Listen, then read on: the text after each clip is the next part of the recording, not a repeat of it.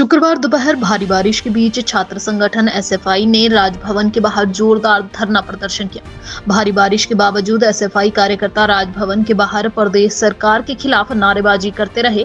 छात्र संगठन एसएफआई में नई शिक्षा नीति, छात्र संघ चुनाव बहाल करने और विश्वविद्यालय में कथित तौर पर गलत तरीके से की गई भर्तियों के खिलाफ प्रदर्शन किया। छात्र संगठन एसएफआई के राज्य अध्यक्ष रमन थारटा ने कहा कि नई शिक्षा नीति देश के लोकतंत्र के खिलाफ है। उन्होंने नई शिक्षा नीति को कैंसर बताया और कहा कि जिस तरह कैंसर व्यक्ति की जड़ों को खत्म करता है, उसी तरह नई शिक्षा नीति की जड़ों पर हमला करेगी। उज्जवल हिमाचल के लिए ब्यूरो रिपोर्ट शिमला।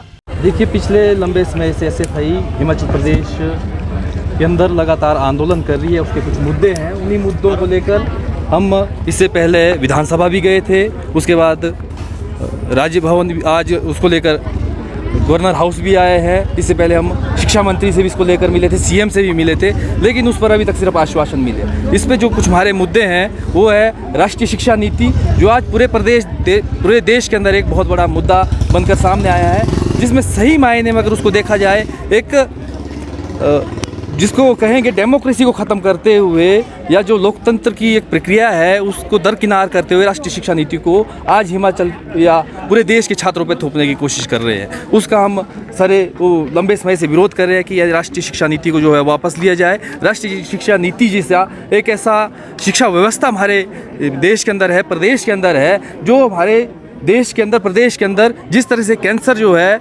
इंसान को धीरे धीरे ख़त्म करता है, धीरे धीरे उसकी जड़ें अपनी मजबूत करता है, उसी तरह राष्ट्रीय शिक्षा नीति जो है वो शिक्षा को धीरे धीरे जो है ख़त्म करने का काम जो है हमारे देश के अंदर जो करेगी। और उसके दूसरा जो बड़ा मुद्दा है, 10 साल हो गए हैं हिमाचल प्रदेश के अंदर एससीए जो चुनाव है, छात्रों की जो डेमोक्रेटिक राइट है उसको जो बैन किया गया है। हर बार सरकार बदलती है, कांग्रेस ने उसको बैन किया, उसके बाद बीजेपी सत्ता में आई। बीजेपी ने जब सत्ता में आने से पहले बड़े ज़ोरों शोरों से कहा था अगर वो सत्ता में आते हैं तो छात्र संघ चुनाव को बहाल करेगी, लेकिन 5 साल बीजेपी सत्ता में रही, छात्र संघ चुनाव बहाल नहीं हुए। अब कांग्रेस भी सत्ता में आई, उसने उससे पहले कहा कि हम छात्र संघ चुनाव करवाएंगे, छात्रों की जो डेमोक्रेटिक राइट है उसको बहाल करेंगे, लेकिन सरकार बने हुए लंबा समय हो गया है, लेकिन छात्र संघ चुनाव पर अभी तक कोई चर्चा, कोई बहस जो है लंबे समय से देखने को हमें नहीं मिली है। उसके अलावा जो मुद्दा है हिमाचल प्रदेश विश्वविद्यालय के अंदर पिछले लंबे समय से जो है जो वीसी है, जो चांसलर है, उसकी पोस्ट खाली है, ना उसके लिए गवर्नर सुध ले रहे हैं। पिछले लंबे समय से विश्वविद्यालय को लावारिस छोड़ा गया है।